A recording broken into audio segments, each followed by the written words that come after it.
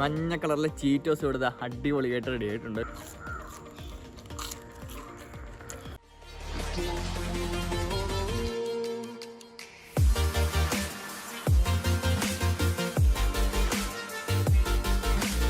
എല്ലാവർക്കും നമസ്കാരം, ഞാൻ ഹരി. ഇന്ന് നമ്മുടെ വീട്ടിലുണ്ടാക്കാൻ പോകുന്നത് ചീറ്റോസിൻ്റെ റെസിപ്പിയാണ്. അതെ, തമ്പനിയിൽ കണ്ടപ്പോൾ തന്നെ നിങ്ങൾക്ക് മനസ്സിലായി കാണും, ചീറ്റോസിൻ്റെ റെസിപ്പിയാണ് നമ്മൾ ഉണ്ടാക്കാൻ പോകുന്നത്. അപ്പോൾ ചീറ്റോസ് എന്ന് പറയുമ്പോൾ പണ്ടത്തെ നമ്മുടെ മെയിൻ നൊസ്റ്റാൾജി ആയിട്ടുള്ള ഐറ്റമാണ് ചീറ്റോസ്. നമ്മൾ മഞ്ഞക്കടലിലെ ഒരു ഉണ്ട പോലത്തെ ബോൾസ് നമ്മൾ പുറത്തുനിന്ന് പോയി മേടിക്കാറുണ്ട്. ഇപ്പം പക്ഷേ അധികം ഒന്നും കാണാറില്ല. കുറച്ച് സ്ഥലത്തൊക്കെ ഉണ്ടായിരിക്കാം, പക്ഷേ ഇവിടെ ഒന്നും കാണാൻ പോലും ഇല്ല ചീറ്റോസ്.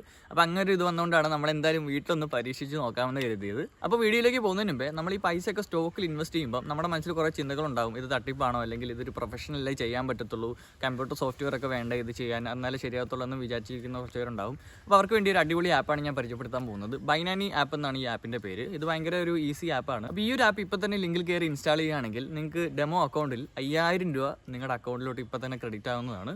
അതേപോലെ ഞാൻ യൂസ് ചെയ്ത് നോക്കിയിട്ടുള്ള ആപ്ലിക്കേഷൻ കൂടാണ്. അപ്പോൾ ഈ ഒരു ബൈനാനിയുടെ ഇൻ്റർഫേസ്, അതായത് യൂസർ ഇൻ്റർഫേസും ഭയങ്കര കൺവീനിയൻ്റ് ആണ്. അപ്പോൾ നിങ്ങൾ നാളത്തേക്ക് വെയിറ്റ് ചെയ്യാതെ ഇന്ന് തന്നെ ആപ്പ് ഇൻസ്റ്റാൾ ചെയ്ത് നോക്കുക. അപ്പോൾ നമുക്കിനി എന്തായാലും നമ്മുടെ ചീറ്റോസിൻ്റെ റെസിപ്പി നോക്കാം, എങ്ങനെയാണ് ഉണ്ടാക്കുന്നതെന്ന് നോക്കാം.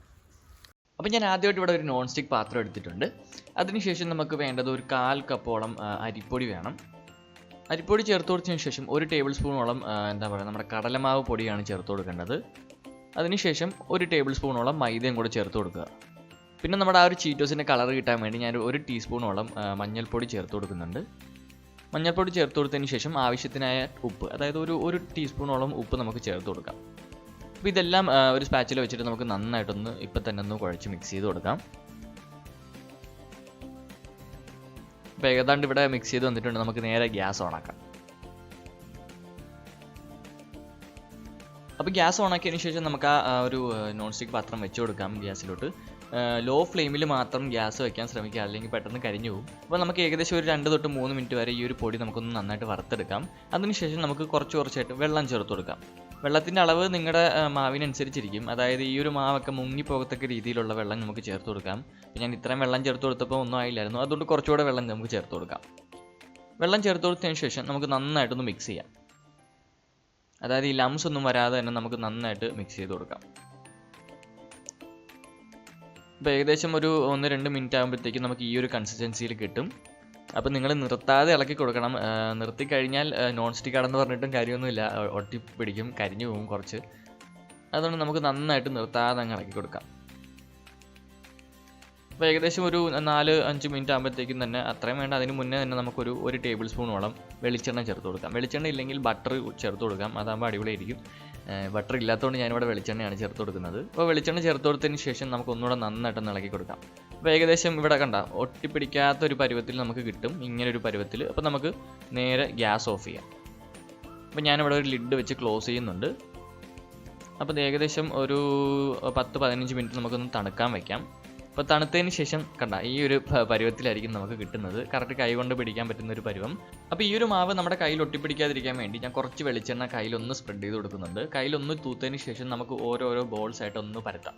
അതായത് നമ്മുടെ ചീറ്റോസ് മേടിക്കത്തില്ല, ഒരു കറക്റ്റ് ചെറിയൊരു ഉണ്ട ഷേപ്പിൽ നമുക്കൊന്ന് പരത്തി കൊടുക്കാം.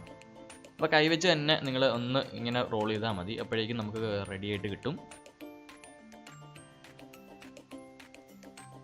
അപ്പോൾ ഇവിടെ ആദ്യത്തെ ബോൾ ഇവിടെ റെഡി ആയിട്ടുണ്ട്. ഈ ഒരു ഷേപ്പിൽ തന്നെ നമുക്കൊന്ന് പരത്തി കൊടുക്കാം. അപ്പോൾ നമുക്ക് ബാക്കിയുള്ള ബോൾസ് എല്ലാം ഈ ഒരു പാത്രത്തിലോട്ട് എടുത്ത് വയ്ക്കാം.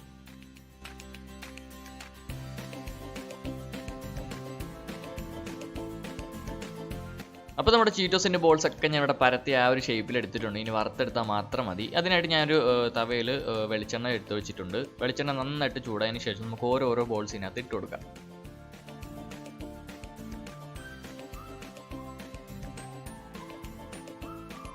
അപ്പോൾ ബോൾസ് എല്ലാം മുങ്ങിപ്പോകത്തക്ക രീതിയിൽ എണ്ണ വെച്ച് കൊടുക്കുക. നമുക്ക് ആദ്യം തന്നെ എല്ലാ ബോൾസും ആ എണ്ണയിലോട്ട് ഇട്ടതിന് ശേഷം നമുക്ക് കുറച്ചായിട്ട് ഇളക്കി കൊടുക്കും. അതായത് എല്ലാ സൈഡും ആ ബോൾസിൻ്റെ വെന്ത് വന്നു എന്ന് ഉറപ്പ് വരുത്തുക. അതിനുശേഷം ഈ ഒരു പരുവം കണ്ടാക്കി കറക്റ്റ് ഒരു ഗോൾഡൻ ബ്രൗൺ കളർ ആവാൻ വേണ്ടി നിൽക്കരുത്, അതിന് തൊട്ട് മുന്നേ തന്നെ എടുക്കണം, അല്ലെങ്കിൽ കളർ നമുക്ക് നഷ്ടപ്പെടും. ചീറ്റോസിൻ്റെ ആ മഞ്ഞ കളർ നമുക്ക് വേണമല്ലോ. അപ്പോൾ നമുക്കെല്ലാം ഒരു ബൗളിലേക്ക് എടുത്ത് മാറ്റാം. അതിനുശേഷം ഒന്ന് സീസൺ ചെയ്യാനായിട്ട് കുറച്ച് ഉപ്പും അതേപോലെ തന്നെ ചാറ്റ് മസാല എന്ന് പറയുന്ന മസാല നമുക്ക് എല്ലായിടത്തും സൂപ്പർ മാർക്കറ്റിലെല്ലാം മേടിക്കാൻ കിട്ടുന്നതാണ്. അപ്പോൾ അത് ചേർത്ത് കഴിഞ്ഞാൽ വേറെ ലെവൽ ടേസ്റ്റ് ആയിരിക്കും. എല്ലാം കൂടെ ചേർത്ത് കൊടുത്തതിന് ശേഷം നമുക്ക് നന്നായിട്ടൊന്ന് ഇളക്കി കൊടുക്കാം. അപ്പോൾ ഇതുവരെ ഞാൻ ചീറ്റോസ് ഉണ്ടാക്കി നോക്കിയിട്ടില്ലാത്തതുകൊണ്ട് ജസ്റ്റ് ഒരു പരീക്ഷണത്തിന് വേണ്ടിയാണ് ജസ്റ്റ് ഒരു കുറച്ച് മാത്രം നമ്മൾ ചീറ്റോസ് ഉണ്ടാക്കിയത്. അപ്പോൾ അതിനുശേഷം നമുക്ക് ഒരു പ്ലേറ്റോട്ട് എടുത്ത് മാറ്റാം.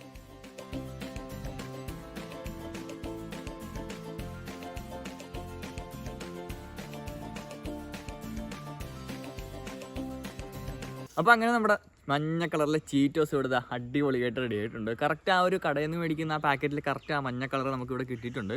അപ്പോൾ ഇതിനകത്ത് ചാറ്റ് മസാലയും ഉപ്പും മാത്രമാണ് നമ്മൾ യൂസ് ചെയ്തിരിക്കുന്നത്. അപ്പം കുറേ കമൻറ്റ് എനിക്ക് ഞാൻ കണ്ടായിരുന്നു ലൈസിൻ്റെയും കുർക്കുറയുടെ ഉണ്ടാക്കിയപ്പം ചാറ്റ് മസാല എന്താണ് സംഭവം, ചാറ്റ് മസാല നിർബന്ധമാണെന്നൊക്കെ ചോദിച്ചിട്ട്. അപ്പോൾ ചാറ്റ് മസാല എന്ന് പറഞ്ഞൊരു ജസ്റ്റ് ഒരു നോർത്ത് ഇന്ത്യൻ ബേസ്ഡ് മസാല പൗഡറാണ്. അത് നമുക്ക് സൂപ്പർ മാർക്കറ്റിലെല്ലാം മേടിക്കാൻ കിട്ടും.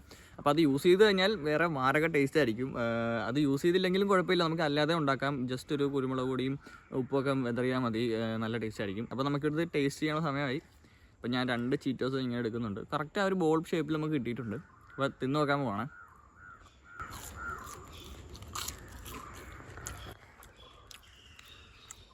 അടിപൊളി. ആ ചാറ്റ് മസാലയുടെ ഫ്ലേവറാണ് എടുത്തറിയുന്ന സംഭവം. ചാറ്റ് മസാല കൂടെ ചേർത്തപ്പോൾ വേറെ ലെവൽ ടേസ്റ്റായി. അടിപൊളി സാധനം. ചീറ്റോസായിട്ട് കമ്പയർ ചെയ്യാൻ പറ്റത്തില്ല, അത് ബേക്കിംഗ് ചെയ്തും വേറെ മസാലയൊക്കെ ചേർക്കുന്നതാണ്. എന്നാൽ നമ്മൾ വീട്ടിലുണ്ടാക്കുന്നതും അതിൻ്റേതായിട്ടുള്ള കുറച്ച് പോരായ്മകളൊക്കെ ഉണ്ടാവും. ഒരു സംഭവം എന്തായാലും വീട്ടിലുണ്ടാക്കാൻ പറ്റുന്ന ഒരു അടിപൊളി സ്നാക്കാണ് നമ്മുടെ ഈ ഒരു ചീറ്റോസ്. അപ്പോൾ നിങ്ങളെല്ലാവരും തീർച്ചയായിട്ടും വീട്ടിൽ ഉണ്ടാക്കി നോക്കുക. അപ്പോൾ അടുത്ത വീഡിയോയിൽ ഒരു അടിപൊളി റെസിപ്പി ആയിട്ട് വരുന്നവരെ എല്ലാവർക്കും ബൈ ബൈ.